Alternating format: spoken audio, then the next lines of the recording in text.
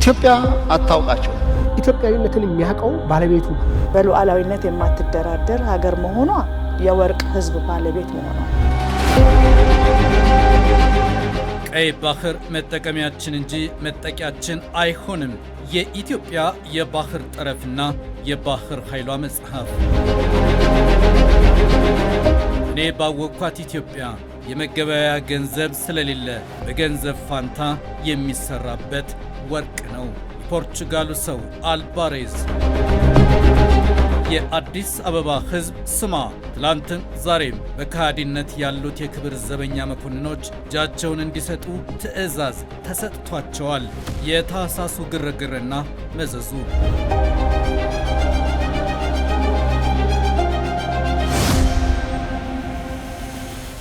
ኢትዮጵያ ትፈርሳለች ሲባል የተሻገረች፣ ወደቀች ሲባል የተነሳች፣ ተሸነፈች ሲባል በኃያል ብርታት የገሰገሰች፣ ጠፋች ተበተነች ሲባል ስሟን ባህሏንና ጥንታዊ መንግስትነትን ጠብቃ የተሻገረች፣ ደግሞ እያስደነቁ መገስገስ ዕጣ ሆኖ የተጻፈላት ሀገር ናት። የመንግስታት ተደጋጋሚ ቀውስ፣ የውጭ ኃይሎች የተፈራረቀ ወረራ፣ በሕይወት የበላ ተመላላሽ የውስጥ ግጭትና ትርምስ ሲሻገርም በስለታማ አብዮትና የሥርዓት ለውጥ ያለፈ ፈተናዎችን ተቋቁሞ የመሻገር የሀገርነት ታሪክ ባለቤት ናት ኢትዮጵያ።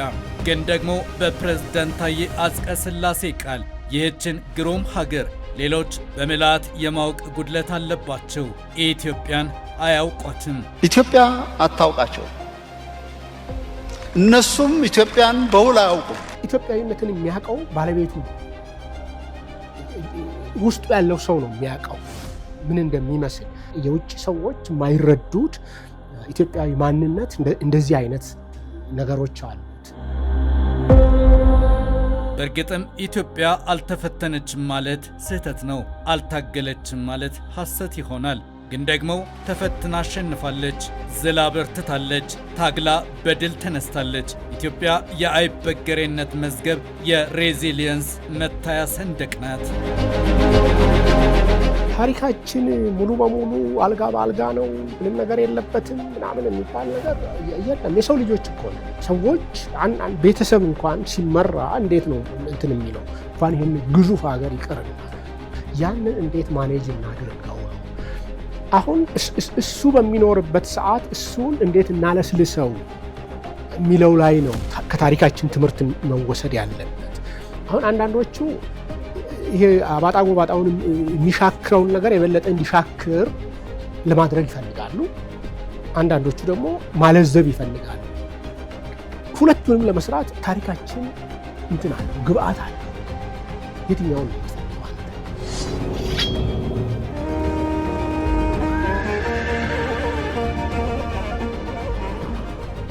አድዋ ዛሬም ድምቀቱ ያልደበዘዘ፣ ሙቀቱ ያልፈዘዘ፣ ዛሬ ማለዳ እንደሆነ ያለ ድል ነው። የጣሊያን ሰው ባራቴሪ ኢትዮጵያን አላወቀምና ሳተ። ድል በመድፍና ሰይፍ ብቻ እንደማይለካ ነበልባል ሆኖ የጣሊያንን የጦር ሰልፍ የለበለበው የክንደ ብርቶቹ የእሳት ጅራፎቹ የኢትዮጵያ ልጆች የጦር ሰልፍ ወኔ ምስክር ነው። የኢትዮጵያንና የኢትዮጵያን ልጆች አለማወቅ ጣሊያንን ለበለበው። እነዚህ የኢትዮጵያ ነበልባሎች ዛሬም ኢትዮጵያን ለመጠበቅ እሳት ናቸው።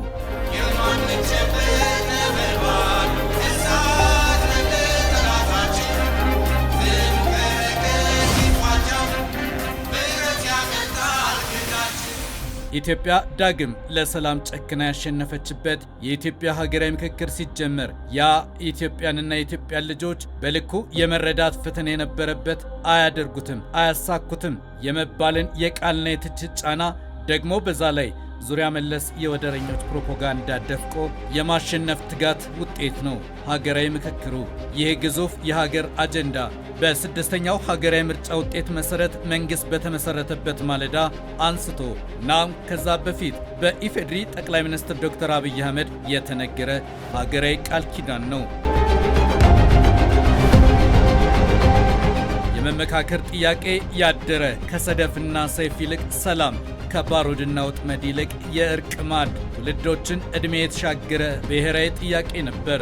ማን ይናገር የነበረ የታህሳሱ ግርግርና መዘዙ የታሪክ ሰነድ ከመፈንቅለ መንግስቱ ጠንሳሾች መካከል የደህንነት ኃላፊው ወርቅነህ የጊዜውን መንፈስ ተረድተው ቀዳማዊ ኃይለ ሥላሴን እንዲህ አናገሩ። ይህንን ስልጣን አንስቶ ስልጣኑን ለአልጋ ወራሽ ሰጥቶ ግርማዊነቶ ከኋላ ሆኖ በመምከር ሊሰሩ ይገባል አሏቸው ቀዳማዊ ኃይለ ሥላሴን። የቀዳማዊ ኃይለ ሥላሴ መልስ የኢትዮጵያን የዛን ጊዜ የሀገርነት ቀለም ይነግረናል። አይ ወርቅነህ፣ እኔ የበሰልክ ይመስለኝ ነበር። ለካስ ልጅ ነህ። ለካስ ከልጅ ጋር ነው የምንሰራው። እግዚአብሔር የሰጠንን ስልጣን እስካለን እንሰራበታለን። ከዛ በኋላ እሱ እንደፈለገ ያድርጋት አሉ። ይህ ስለ ሀገር መክሮ ፖለቲካዊ መፍትሄ መስጠት ጉድለት ሰማይ ይታረስ ንጉሥ አይገሰስ የሚልን የህዝብ ልጓም ንጉሥ ከሶ ዙፋን ወቅሶ ያሳየው የ1953 መፈንቅለ መንግስት የረጋ የተረጋጋ ፖለቲካዊ መፍትሄ ቢሰጠው ኑሮ እነ መኮንን ሀብተወልድ ሙሉጌታ ቡሊን የመሰሉ የሀገር ወርቆች አይወድቁም ነበር። የታህሳሱ ግርግር በላቸው። ኢትዮጵያ ለፈተናዎች የመሻገሪያ ድልድይ አላትና ያን ክፉ ዘመንም ተሻገረች። በአንድ አይነት ቋንቋ፣ በአንድ አይነት ሃይማኖት፣ በአንድ አይነት ባህል ውስጥ ሆነው አይናችን እያየ የፈራረሱ ሀገራት አሉ። በውስጥ ፖለቲካቸው ከውጭ በመጣባቸው ፖለቲካ የፈራረሱ ሀገራት አሉ። ኢትዮጵያ ግን በዚህ ሁሉ ውጥንቅጥ ውስጥ ከውስጥ በሚነሳ ፖለቲካል ኢሹም ከውጭ በሚሰጡ አጀንዳዎችም ራሷን ከመፍረስ ታድጋ መቆም የቻለች በሉዓላዊነት የማትደራደር ሀገር መሆኗ የወርቅ ህዝብ ባለቤት መሆኗ መውጫ የምናገኝበት ብሂሉ እና ሚስጥሩ ህልውናችን የሚፈታተኑ ጉዳዮች ሲያጋጥሙ አገር እየጠበቅንም እየመከርን ኢትዮጵያችን ማጽናት መቻላችን።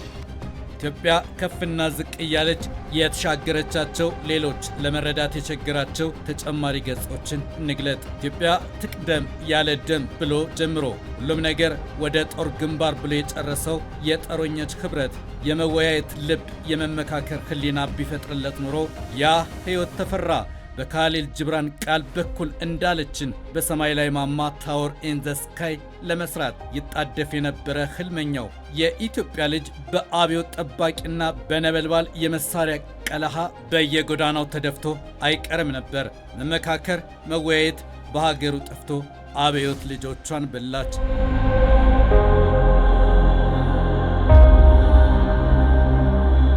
ደግሞ ሌላ ወርቅ የመሰለ እድል ምርጫ 97 በፕሮፌሰር ብርሃኑ ነጋ ብር ምርጫ 97 የኢትዮጵያ የዴሞክራሲ ጎህ ነበር። በጊዜው የታየውን የዴሞክራሲ ወጋገን እፍ ብሎ በጠመንጃ ቃታ ከማጥፋት ይልቅ ለኢትዮጵያ በወገነ ልብ በመመካከር በመወያየት የብርሃን ጉልበት መስጠት ሲገባ ነገር ሁሉ የእብድ ገበያ መሰለና ሀገር ተጎዳች፣ ኢትዮጵያ ባከነች።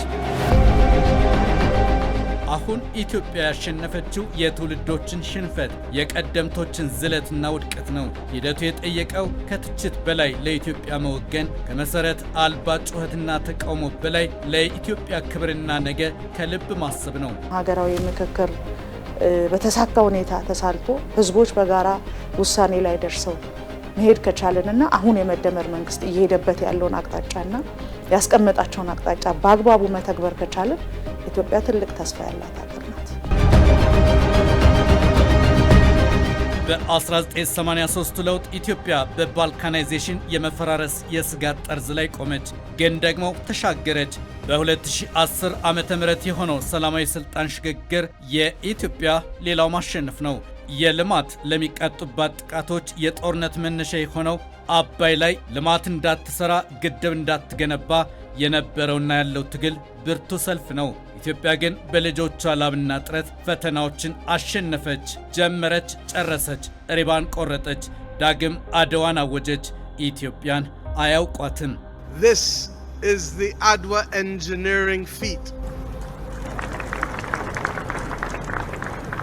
ይህ ያስደናቂው የአድዋ ዳግም ድል ነው። እኔ የካሪቢያን ከባቢ ህዝቦችን ጨምሮ ስለ ኢትዮጵያ በሚገባ ለማያውቁ የምናገረው የዓለም አቀፉ ማህበረሰብ ይህ ፕሮጀክት እንዳይሰራና እንዳይጠናቀቅ የገንዘብና መሰል ድጋፎችን ላለመስጠት ሲወስኑ የኢትዮጵያ ሕዝብ በጽናት ቆመና ገነባው። The people stood tall.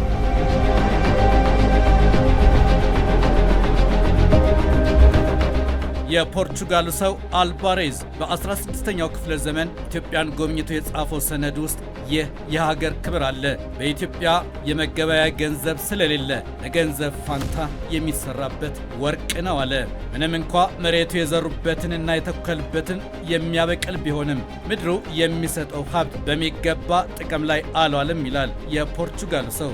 ይህ ለማፈር ላይ እየተረማመዱ የመራብ ቁጭት፣ ወርቅ እየረገጡ የመለመን ህመም ከዝለቱ ያነቀው ትውልድ በስንዴ ራሱን ለመቻል ተጋ፣ ሰራ፣ አደረገው።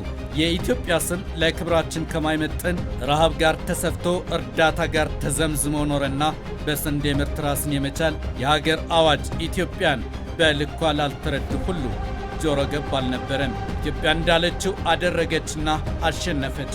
ኢትዮጵያን አያውቋትም።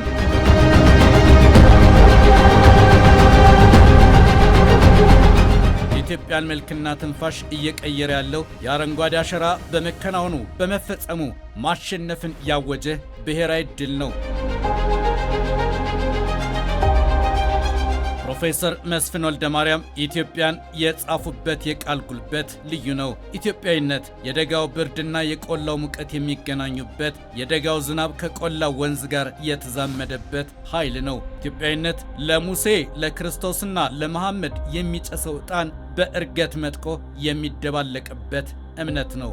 በእርግጥም ኢትዮጵያ አያውቋትም፣ ግን ድንቅ ምድር ናት። ትፈርሳለች ሲባል ተሻገረች፣ ወደቀች ሲባል የጎመራች ያሸተች፣ ደግሞ በድል የተነሳች፣ ተሸነፈች ሲባል የመጨረሻውን ቃል ለታሪክ እንዲናገር ያደረገች ሀገር።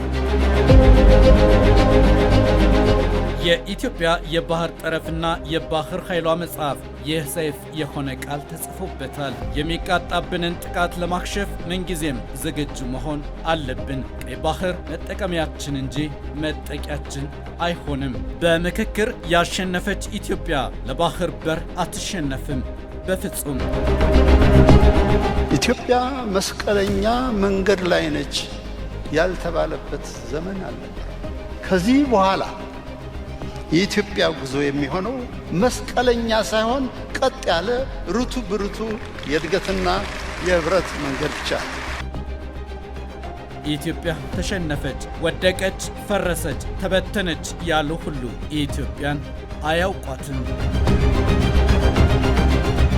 ኢትዮጵያ ግን ለዓመታት የሚያጋጥሙ ፈተናዎችን እየተሻገረች፣ ወጥመድ እየሰበረች፣ የሚሸረቡ ሸሮችን እያሸነፈች ዛሬ ላይ የደረሰች ፈተና የምታፈርስ አፍራሽ ሀገር ናት ኢትዮጵያ።